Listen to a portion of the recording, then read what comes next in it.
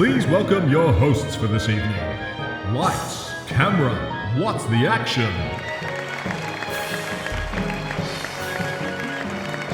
Welcome to Lights, Camera, What's the Action? Podcast about betting on film, television awards. I'm Tony Coca-Cola. Yes, I am over there. Oh, let me tell you, he is decidedly not the weakest male actor in SAG. It's the Professor. Hello, Professor. Oh, great to be back, Tony. Plenty to discuss. Oh, there is. And over there, he's been handing in really committed, top-of-the-line performances, really some top-level shit. It's Max Wren. Hello, Max. Hi, Tony. I've been trying my best. I got my fingers crossed for award season. Oh, yes. Let's get into it. Odds and ends.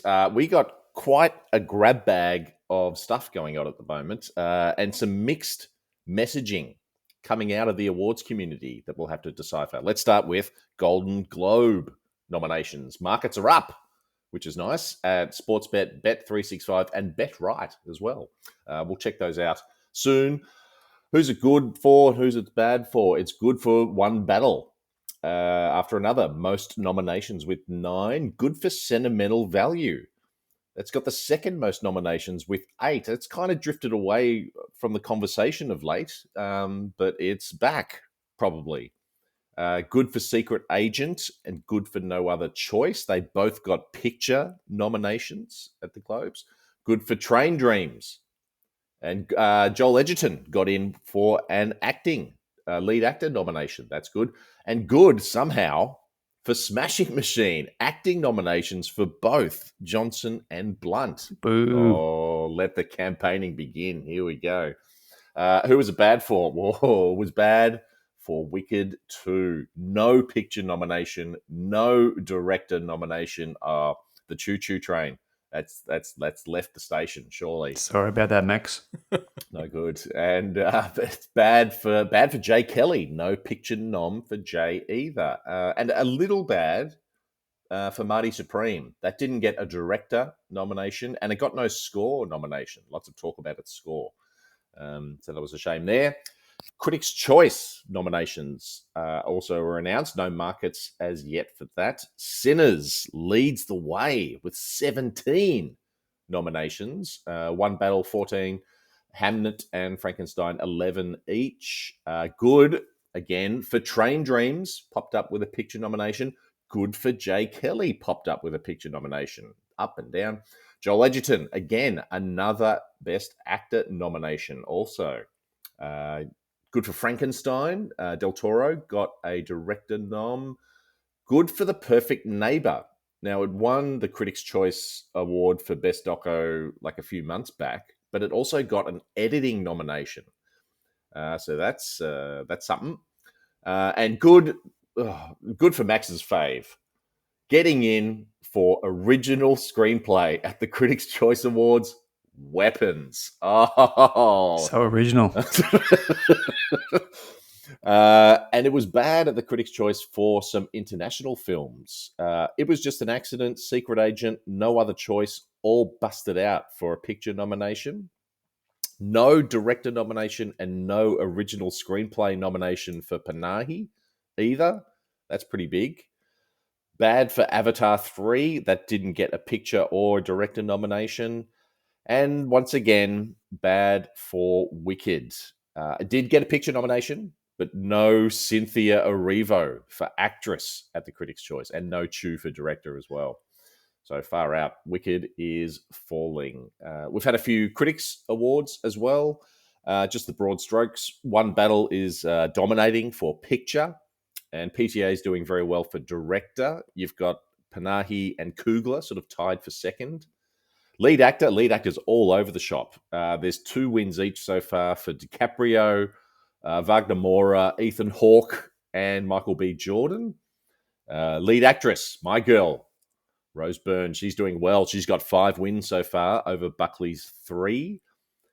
Supporting actor, what is going on here? Del Toro is dominating. He's got 5 wins. This is crazy town. And supporting actress, far out. Who knows what's going on? Madigan, Masaku from Sinners, and Tiana Taylor, they've all got 2 wins each. I'm still not convinced about any of them going all the way. It's an absolute crapshoot supporting actress. And we also had the Gotham Awards. which was a particularly mad crapshoot. I had one bet on. I got on Burn at 325, which didn't come in. So that was a negative 100% POT for me for the Gothams. That pushed my season POT down by like 30%. Oh, that hurt. That was no good. Professor, you had a few bets on the Gothams, yes? Yeah, I had a few, Tony. I hit 1 of 6 bets. So this was Davis Jr., breakthrough director. So I managed to collect on that one, paying a handsome dividend of 6-1. So that just got me back to square, back to evens at exactly a 0% profit on turnover.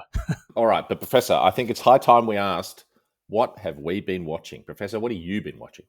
Well, Tony, let's sort of dive quickly and briefly into the macro landscape of Oscar punditry, and particularly those who mix the profession of being prognosticators and also reviewers.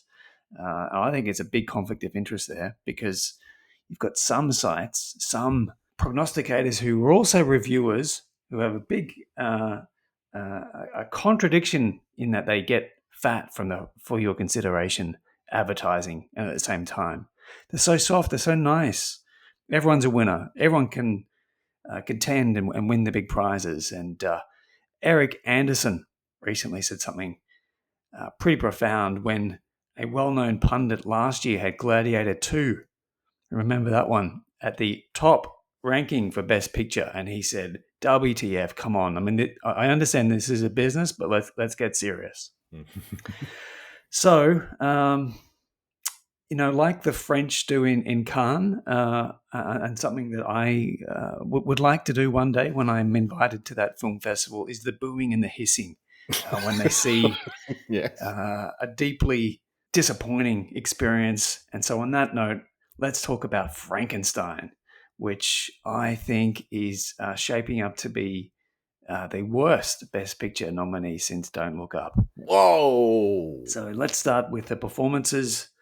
Mia Goth, one of the most interesting actresses and new performers on the scene, is heavily underutilized. Oscar Isaac, a performer that I really consistently enjoy. He plays a very unlikable character here, and it's a pretty bad performance, I have to say. This is received recognition by the Golden Globes yesterday. We've got Christoph Waltz playing Christoph Waltz, and Jacob Elordi, Brisbane boy, local bias. Now, he was cast when Andrew Garfield was unavailable. That would have been a bigger disaster if Andrew Garfield was playing the role of the monster, but enjoying the rise of Jacob Elordi. So this is a film that really sort of stretches any degree of believability, particularly as the monster transforms and he's speaking the beautiful poetic sentences that come out of the books of Shakespeare. We've got director Del Toro, who I think is aiming for something profound, but the result is it's profoundly phony. The dialogue is terrible. The emotions are so hammed up, and I'll never forget those cries of Victor, Victor. And I'll be interested in if this had an effect also on our esteemed reviewer here, Max. On the upside, the tech and the craft is impressive. That's something that we'll often see in a Del Toro production. And on the upside, I have taken many, many bites at the cherry for Best Picture nomination contention, beginning at 375. Del Toro is often described as a 7 out of 10 filmmaker. This was a 3 or 4 out of 10 experience for me. Oh, wow. Max is sitting there shaking his head. Time for rebuttal, Max. Yeah, my my response to Del Toro's Frankenstein couldn't be more different than the Professor's, and it's just a great sadness that that I hear your response to it, because my response was that this is a film that shows why Del Toro is one of the greatest stylists of his generation. I can understand the Professor's perspective on this film, but if the Professor holds this perspective for Frankenstein, then, well, there's a lot of cinema, a lot of great cinema, some of the greatest cinema particularly in the early days, going back to the silent period, that has its roots in vaudeville and other forms that are very much high melodrama. And if one can't appreciate that, then I think you're blocking out so many of the pleasures of some of the early cinema. Not only early cinema, but certain genre formations as well. Yeah, granted, this is a film of the highest of high melodrama. There's no doubt about it. Uh, and as Del Toro has said, he's like, I tend towards melodrama. I'm Mexican. I can't affect it. That's just part of his DNA.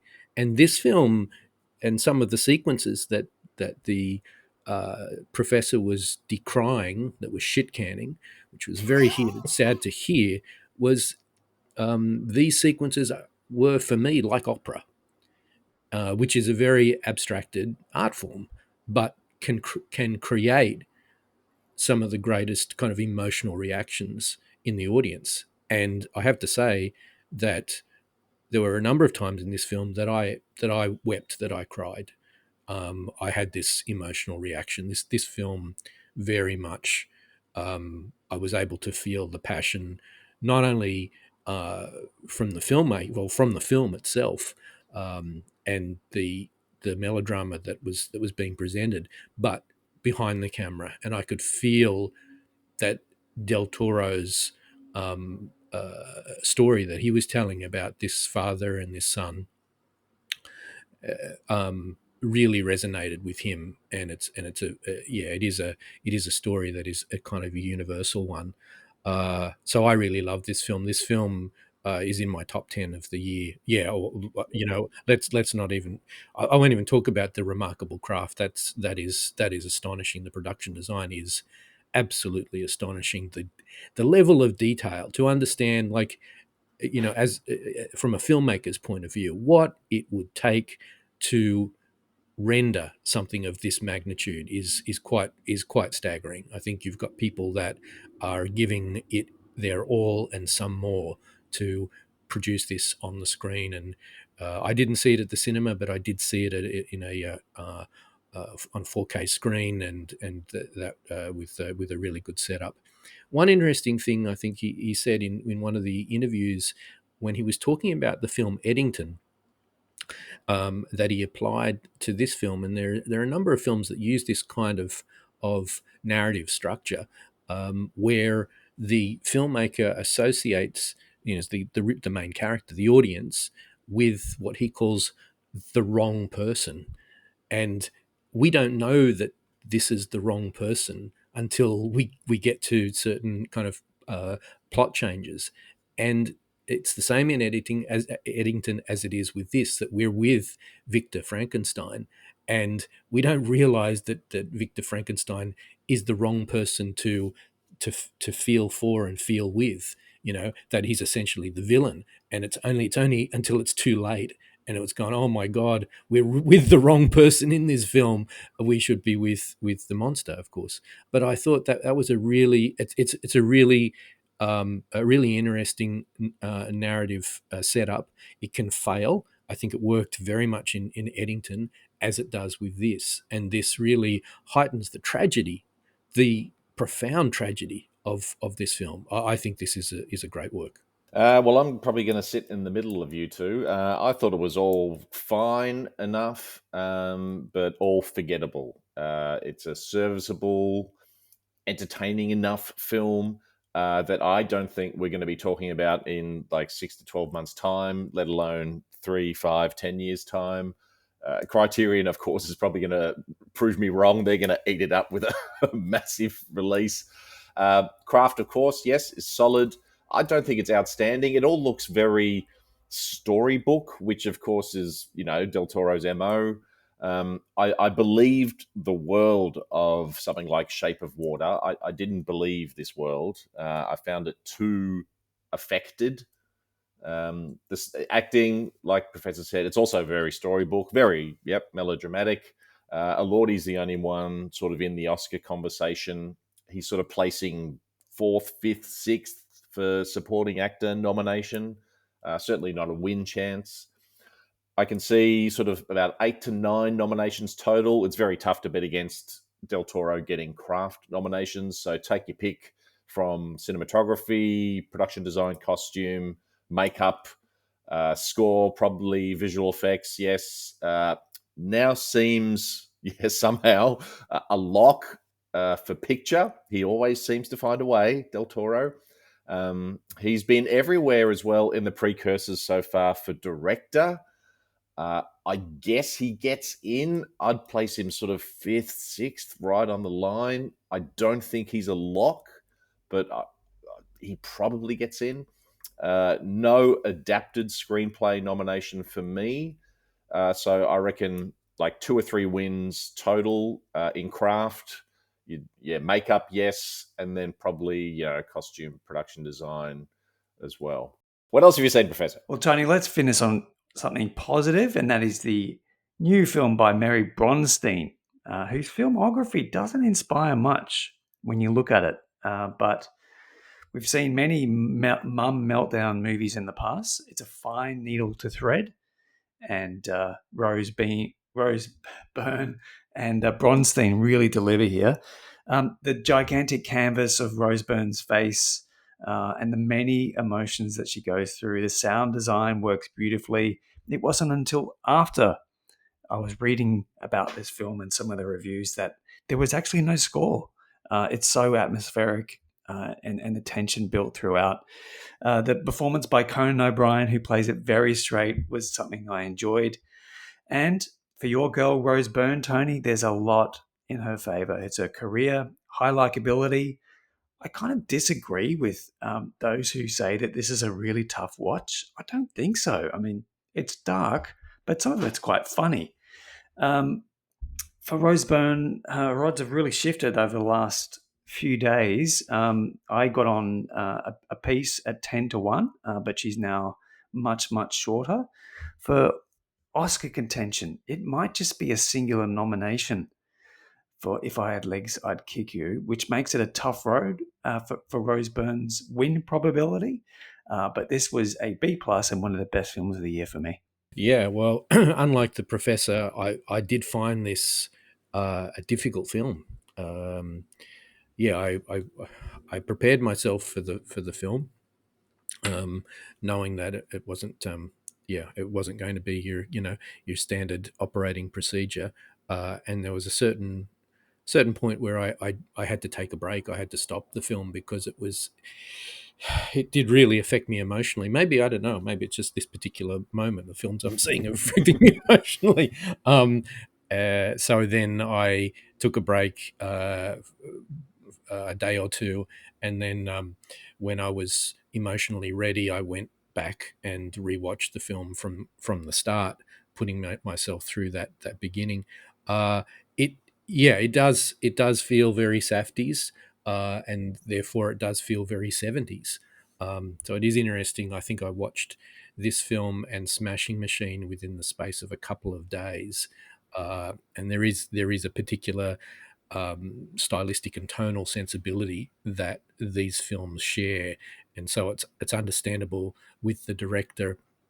I think the Safdies have worked with the husband of this director before, and in fact, I think they were inspired when they went to film school, if I can remember, at Boston University, that they took class in like something like a contemporary American cinema, and they saw one of Bronstein's the husband. I can't remember what his name is. One of his films. What was his name? Ronald, that's right. Yeah, Frownland or something, and then that opened a door for them to think about what kind of style they wanted when they eventually made films at film school, and then they've kept that up in their own ways, at least until now. We'll see what happens with Christmas when Christmas time rolls around with Timmy, to see what the brother has done.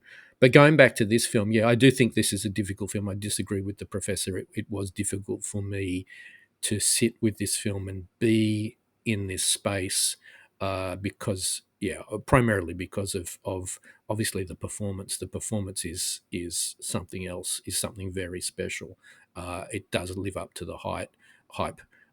Rose Byrne does some incredible things in this film, and kudos to the director to direct her in a way and make this film make it resonate as it did, at least with me. So it is a wonderful, curious film. I haven't collected my thoughts on this film, which I do want to sit down and have a think about a little more deeply.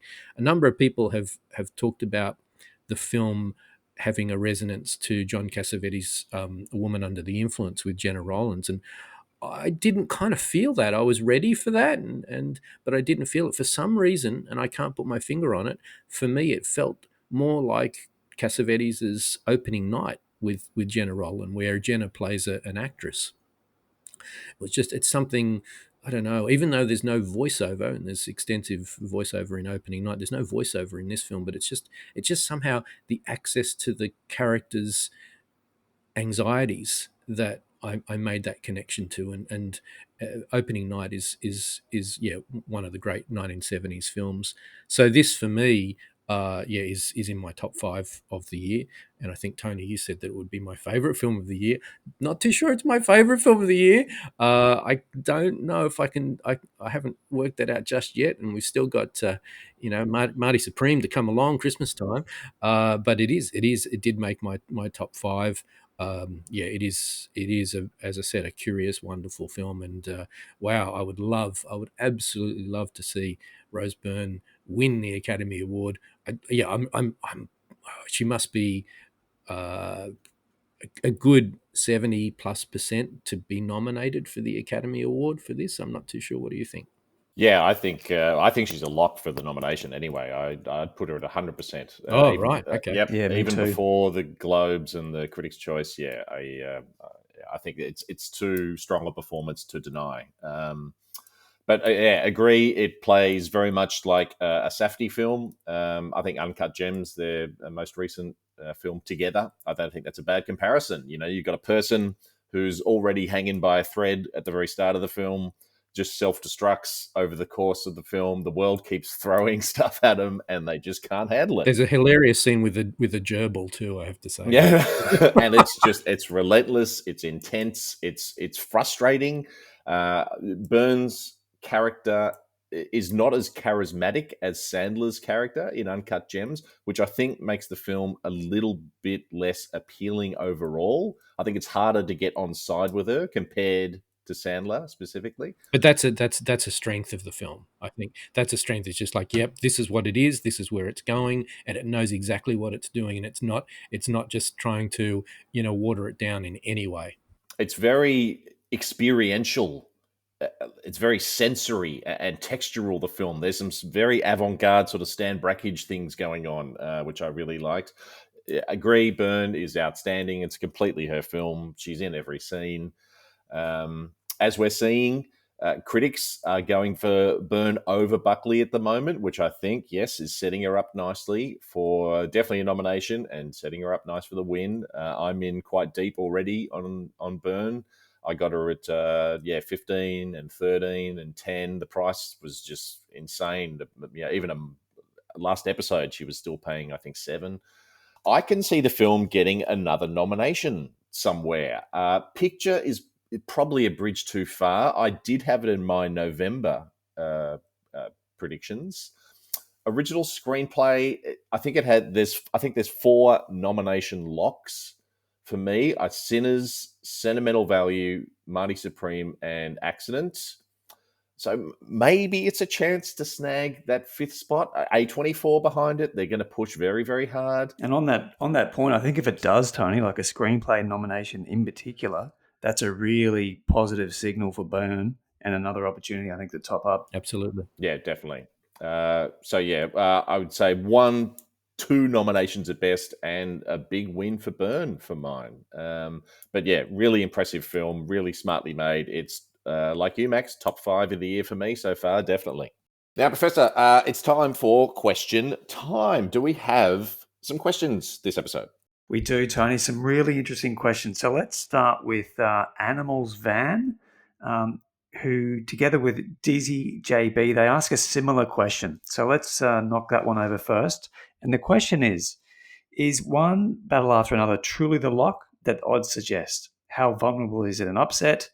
And are we just facing a boring sweeper season where One Battle After Another captivates and wins it all?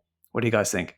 Well, Professor, I think we should temper our response somewhat because you and I have seen One Battle's biggest threat for picture at the moment, Indeed. Hamnet. We have seen it, and we'll reserve our official judgments until Max has seen it also. But broadly speaking, I will say I do not see any film threatening One Battle for picture. I think the chance of an upset at the moment, less than 20%. I am comfortable stating it can go, it will go all the way. Sorry, it's going to be boring. Oh look, yeah, I haven't seen the major competitor, uh, as Daniel Plainview would say. Uh, yeah, I'd have to probably agree with that percentage if I was to pick it out of my mind. 20%. Yeah, it's looking all points are looking that it's going to be one battle after another. Don't know about its sweep, but it's definitely going to pick up a few. I think Paul Thomas Anderson is going to be a very happy man on Oscar night. I think so. Yeah, so last 5 years, the front runner has won twice. So this time last year, it was the Brutalist that was the front runner. And it was only Honora on that weekend where it won PGA, DGA, and Critics' Choice where the tide really shifted. So, sort of strong opinions loosely held is my view on the perception of front runners. There's only one thing I think that can beat One Battle After Another, and that's its politics. So, what will the Republican AMPAS voters think of this film? Does that take some votes away? It's been a spectacular Oppenheimer-like start for One Battle After Another. It's winning everything. I've got a sort of a win probability of about 70% at the moment. So, another question, gentlemen. Another question. Stephen Holland writes, who is most likely to win Best Supporting Actress at the Oscars? I don't know. I think you can make a case for 4 or 5 different actresses winning, and also a case just as convincing for them not winning. Wicked's real lack of success, that hurts Grande. Weapons and Sinners, they're both, just generic genre films. I think that hurts Madigan and Masaku. Taylor's only in One Battle for like 19 minutes in, nearly a 3-hour film. Fanning, she doesn't have a winning role at all in sentimental value. Lilius, I think she's quietly strong in a quietly strong film. There's no real sort of fireworks going on with that performance.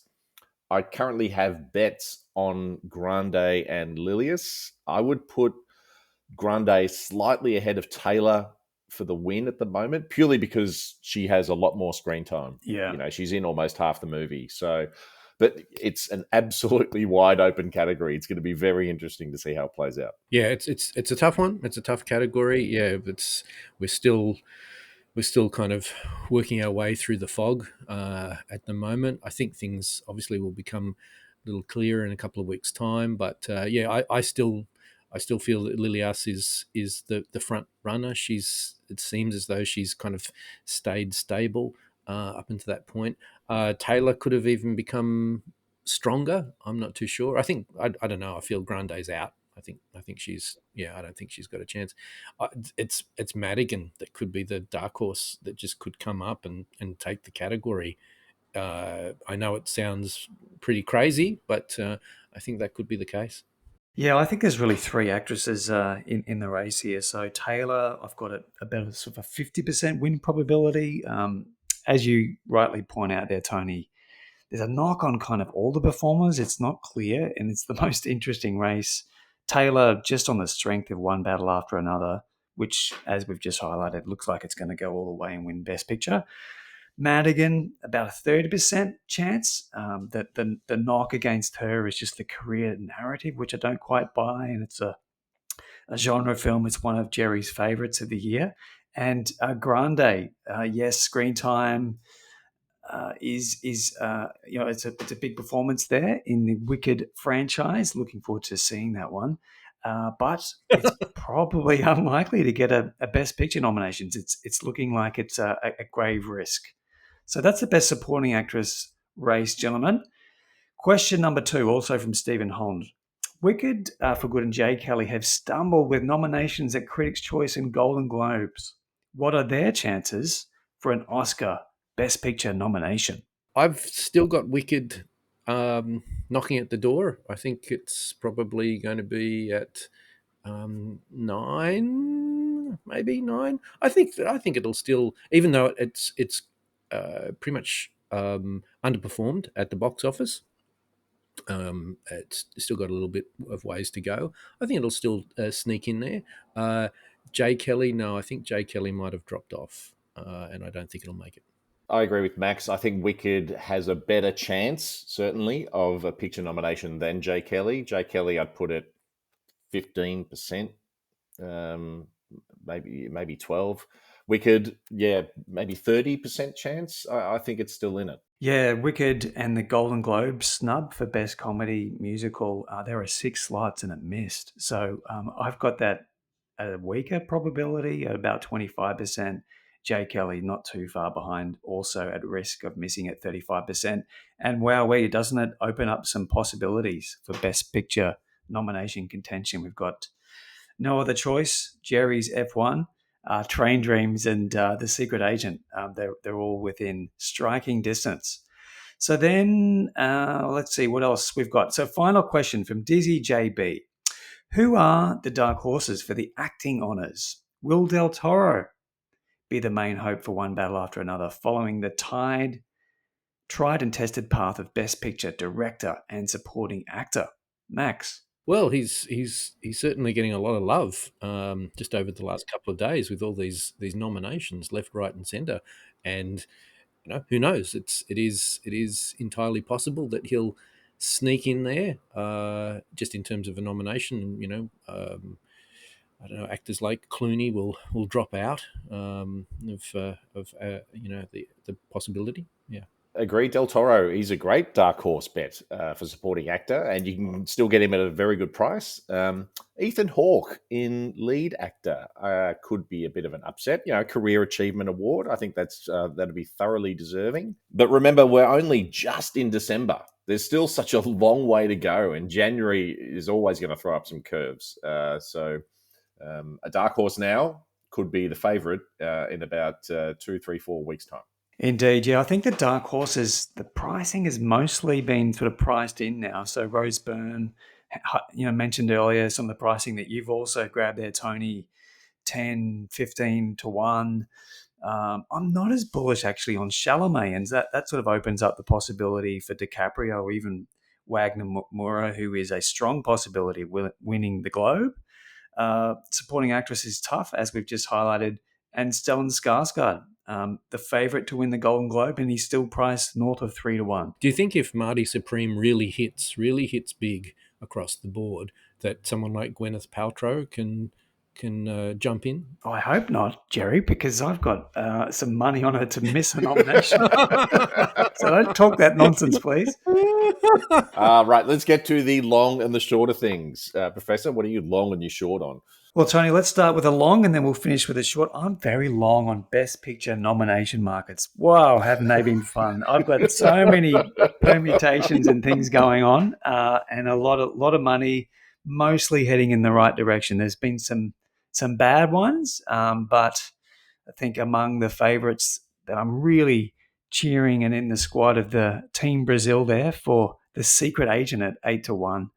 My other long is prediction sites. Polymarket, Kalshi, rising quite massively in the United States. And come on, bring it to Australia, the gambling capital of the world.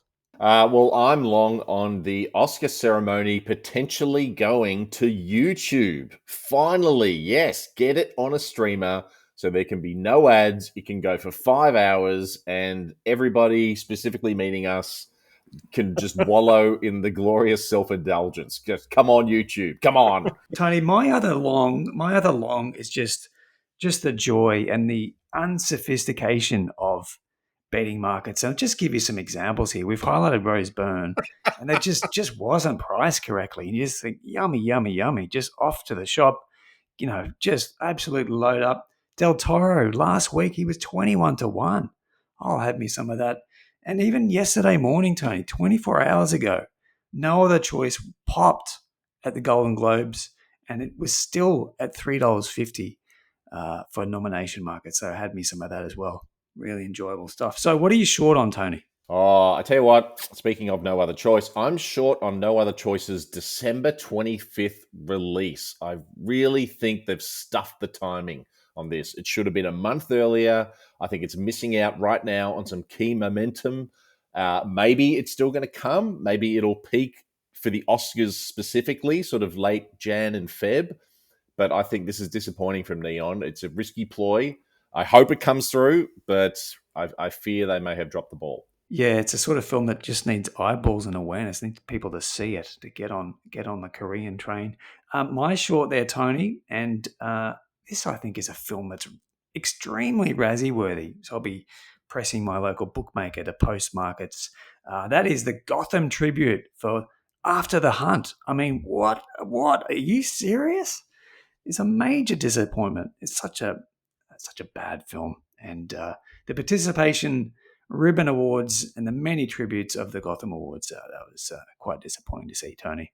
Now, before we get to the Oscar odds, we've got a little bit of a side bet going between the three of us. Now, before the Golden Globe nominations were announced, we each made our predictions for the Best Picture Oscar. And this is going to be a closest to the pin job. Like whoever gets the most titles correct when the final Academy 10 picture nominations are done, they're going to win the pot.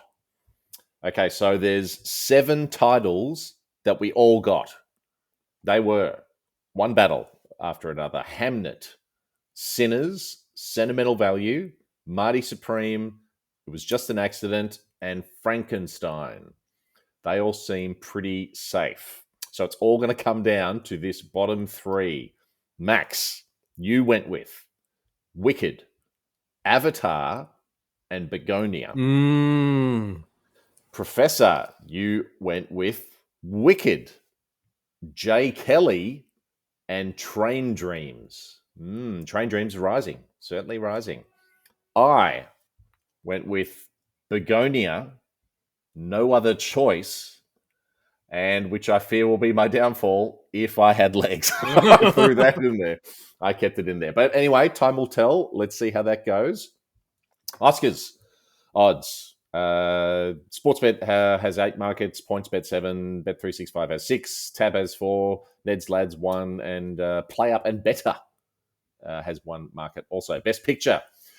One battle has shortened since our last episode. The best is now 157 at Sportsbet. Hamnet, 350 at Bet365. You can get it at 9 at Tab if you like it. And then everything else, boom, double figures. That's how sure the bookies are about one battle. Marty Supreme, 11 at Ned's. Sinners, 15 at Tab. Sentimental Value, 26. Frankenstein, 26. Begonia, No Other Choice, both 34. Train Dreams has skyrocketed in. 36 is the best you can get at PointsBet. Avatar 3, paying 13 at Sportsbet, 51 at Tab. Tab's just come through with some fantastic pricing this year. It Was Just an Accident, 13 at Sportsbet, 51 at Bet365. That's massive. And Wicked for Good has fallen. 51. You can get it at Tab for Best Picture. Best Director, PTA, still favourite, way out in front. 133 is the best at Bet365. Chloe Zhao, you can get her at 4 at Bet365, 9 at Tab, if you like that. Panahi, 15 at PointsBet. He's been doing very well in the precursors. That's maybe not a bad bet.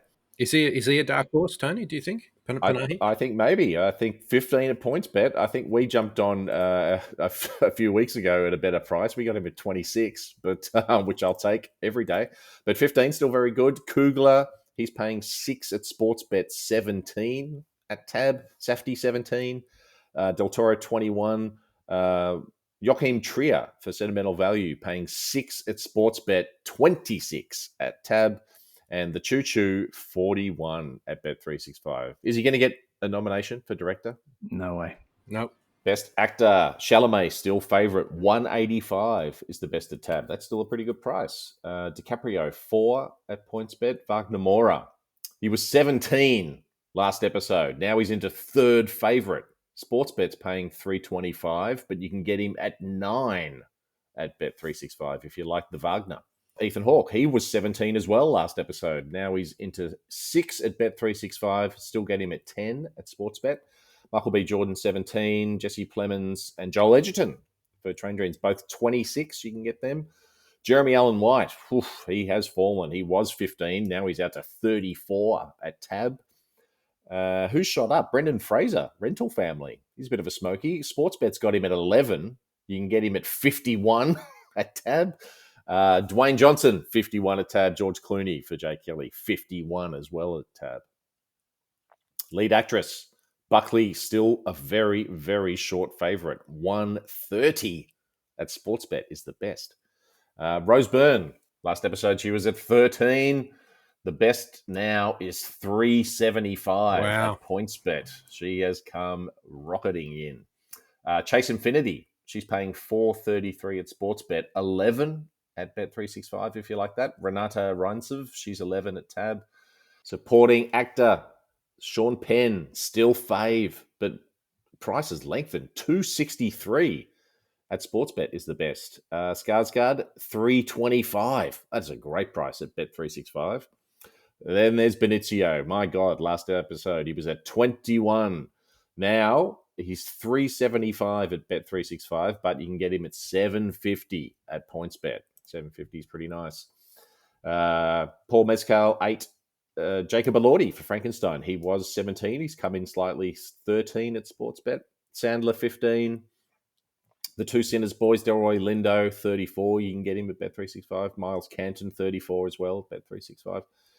Supporting actress, Tayana Taylor, 225 at Sportsbet. Grande is paying 185 at PointsBet, but 4 at Sportsbet. So she's the second fave there. Madigan, 450 at Sportsbet. Lilias, she was 10. Now she's into 6 at Sportsbet is the best price. Elle Fanning, Emily Blunt, both 13. Musaku, 17. And Paltrow, Professor for the spoil, she's paying 21 for the win at Bet365. Then we've got casting, which is at Sportsbet only. No odds changed since our last episode. One Battle and Sinners both equal faves at 2. Hamnet 5. Wicked sentimental value 850 each. Springsteen, remember that? That's still in there at 11. Wake Up Dead Man's in there at 11. Marty Supreme at 13. I'll have something to say about that soon. Jay Kelly 17. Begonia Frankenstein 21. And then animated feature, which is at Sportsbet and PointsBet only. K-Pop Demon Hunters, still the outright fave, 157 at Sportsbet. Zootopia 2, which has almost made $1 billion in less than 2 weeks. What? Yep. It's gone bananas, paying $3. Arco. I mentioned Arco last episode, and I don't know why. You asked me, why Arco? Yeah. I don't know why, but people are talking about it. So it was 10 last episode. I hope you got on. Now it's third favorite. It's paying 5. The Chinese film Neza 2.7, Scarlet 850, and the rest Elio 11, Little Amelie 15, and In Your Dreams at 17. Anyway, let's finish up with our best bets, our actions, family values. Professor, you must have a lot going on. What have you got? Tony, let's peer into the Golden Raspberries cupboard first. So we just want to have an inspection of Golden Raspberries best picture markets for 2026. So there's only one market available across most sports books in the world. Now, the front runner is Javaken. Now, this is a bit of a red herring, I think. This is like Big Shark 2 years ago, which just didn't have that awareness and wasn't nominated, and it's something to avoid. So it's a short price favorite, Javaken. Avoid that one. Oh, that's the Peter Andre special. Indeed, Yeah. indeed. One of Max's personal friends. Yeah. So don't go too heavy there, Tony. So then just other consideration, just starting to form a view here on this market. So Snow White, I do like that title. I don't like the price. It's currently at $330. And there's some others that need to pop in. So we've got War of the Worlds. Yeah, where's that market? It's not yet listed. After the Hunt, and then Brightheart. Now Rebel Wilson, I know Tony, you're very fond of everything that she's done throughout her career. So some titles perhaps to pop in there, and perhaps it's some big prices. So that's just a watch on Razzies. Now let's have a chat about Golden Globes. Yesterday there was a arbitrage opportunity that was available, which is pretty big odds for film drama for Sinners and Hamlet. So thanks for helping me out with one of those, Tony. I don't know what you're talking about. There's a third contender. And let's not underestimate the South American influence. Now, two pieces of data that I'll share with you. In 2023, the foreign picture winner, Argentina 1985, was a big outsider. It was actually fifth line in betting markets, and it won. Fernanda Torres, Brazilian actress, at 8-1 last year, had a piece of that. And so step right up. This is a Tony Coca-Cola special. It's The Secret Agent, priced at 51-1. You just never know. You never know. A lazy $5. That's available at Bet365. So then on to screenplay, also at the Globes. We've got, just really two clear frontrunners. It will be either of these two titles that will win this category, one battle after another at 2-1. And it was just an accident at 4-1. So high conviction that either of those will win. So then on to Best Picture nomination markets. So there's a little bit more meat on the bone. We've got to keep going, Tony. Keep going. We're going to dig our way out. Here we go. So we've got sort of Wicked, James Cameron. Maybe he doesn't pull it off with Avatar. We've got Jay Kelly also at risk of missing. Now this opens up 1 to 3 slots. So step right up to No Other Choice. The odds are now a little bit shorter, the $2.75, but I still think that's worth a play. And the final bet then, Tony, is the Best Supporting Actress race, and this is Tiana Taylor. And it's Tiana Taylor just on the theory of rising tide lifts all boats. And that is the film that is stronger as a Best Picture contender will rise the boats of its performers. And I just wanted to give you some examples here of that theory. Emma Stone and Lily Gladstone. And Lily Gladstone actually went into the Oscars that day as the bookmaker favorite, but Poor Things was stronger and Emma Stone won. Michelle Yeoh over Cate Blanchett. Everything Everywhere All at Once was a stronger film. This was a famous one. Anthony Hopkins in The Father, Best Picture nominated. It also won Screenplay. And Chadwick Boseman. That was a surprise victory. And Ma Rainey, Black Bottom, was not nominated for a Best Picture. And then Mikey Madison. We had the strong narrative Demi Moore last year, but Anora was the stronger Best Picture contender. And of course, Mikey won. So whoever is starring in the stronger Best Picture most of the time prevails. Tiana Taylor at $2.20 available at Bet365. And then just a final one to round it off. K-pop Demon Hunters. Best animated feature. I've got it as a win probability of about 80%. This is a global phenomenon. It's going to also win song. It's a decent price at $1.57, and that's available at Sportsbet. Lovely, Professor. Max, have you got any best bets for us? Nothing. All right, terrific. I've got a handful. Supporting actor Del Toro. If he can keep up this momentum from all the critic precursor rewards, he's looking pretty good. And $7.50 at PointsBet is a pretty good price. Best director Panahi, 15 at PointsBet. That's worth something. Casting.